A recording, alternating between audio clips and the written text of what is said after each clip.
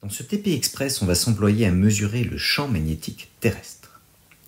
La Terre est un dipôle magnétique géant qui produit donc un champ magnétique tout autour d'elle.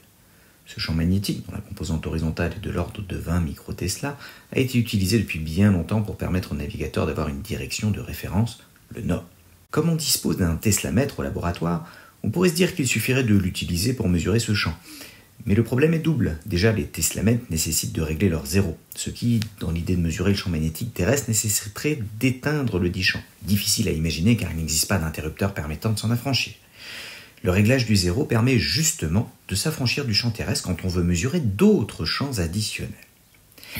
Mais un autre souci vient de la précision intrinsèque de nos teslamètres. Comme 100 mV représente 1 millitesla, 10 microtesla donnent des modifications de tension de l'ordre du millivolt, ce qui est dans la barre d'erreur des mesures, donc difficile à mettre en évidence. Bref, il va falloir trouver d'autres méthodes. On en présente ici deux. Une méthode statique, qui vise à imposer un champ magnétique plus facilement mesurable à la perpendiculaire du champ terrestre, jusqu'à dévier une boussole de 45 degrés, moment où le champ imposé est égal au champ terrestre, et une méthode dynamique, en mesurant les périodes d'oscillation de la boussole dans le champ terrestre et en comparant avec une autre dans un champ fort, méconnu. Trouvons d'abord un moyen d'imposer un champ extérieur uniforme. C'est assez facile à obtenir avec deux bobines plates en configuration de Helmholtz, c'est-à-dire distantes d'un rayon l'une de l'autre. La configuration de Helmholtz permet, quand les courants circulent dans le bon sens l'un par rapport à l'autre et que les bobines sont à la bonne distance l'une de l'autre, d'obtenir un champ quasi uniforme entre les bobines, comme on peut le voir dans l'animation. Attention car en pratique, il est difficile de savoir comment brancher les bobines pour obtenir le bon sens de circulation.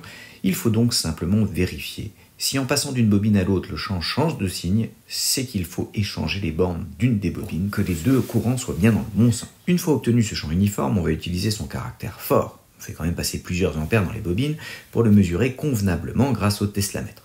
Rappel, l'indication 0,1 V par millitesla indique que 100 mV correspondent à 1 millitesla. Donc ici, la mesure de 379 mV indique un champ magnétique de 3,79 millitesla.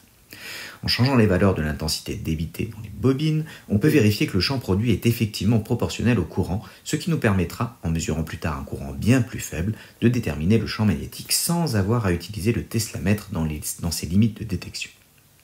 A noter qu'on garde bien une modélisation affine en AI plus B, car malgré le soin apporté aux mesures, le zéro n'est pas parfaitement à zéro. On n'utilisera donc que A fois I pour déterminer le vrai champ pour de faibles valeurs de I.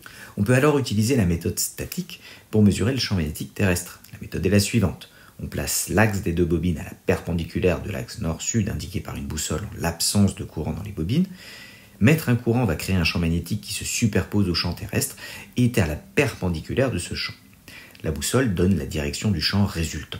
Quand l'aiguille aura tourné de 45 degrés par rapport à la situation sans champ de Helmholtz, on saura que le champ appliqué par les bobines est égal à la composante horizontale du champ terrestre. Pour un angle de 45 degrés, on a ici mesuré un courant de 15 mA dans les bobines, ce qui donne un champ de 19 microtesla. Plusieurs mesures successives permettant de retrouver la valeur de I à 1 mA près, la valeur du champ est connue à environ 1 microtesla près, ce qui est compatible avec la composante horizontale du champ magnétique terrestre aux environs de Strasbourg. Une autre méthode est la méthode dynamique. Soumis à un champ magnétique, un moment magnétique mu comme la boussole va être soumis uniquement à un couple magnétique mu vectoriel B autour de l'axe vertical qui aura tendance à le faire osciller autour de la position pointée par le champ magnétique B.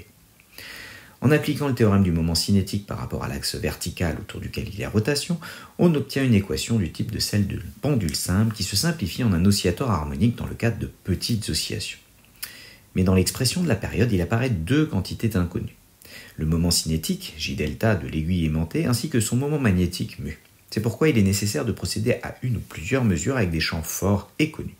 Les oscillations étant rapides, il n'est pas facile d'obtenir un comptage précis et une prise de vue au ralenti peut être nécessaire pour le faire.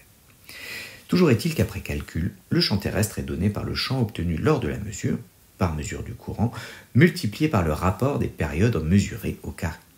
L'application numérique redonne un champ proche des 20 microtesla, même si l'incertitude est plus grande, notamment du fait de la difficulté à faire une mesure précise de la période. Mais bon, on a réussi. Le champ terrestre n'a plus de secret pour nous.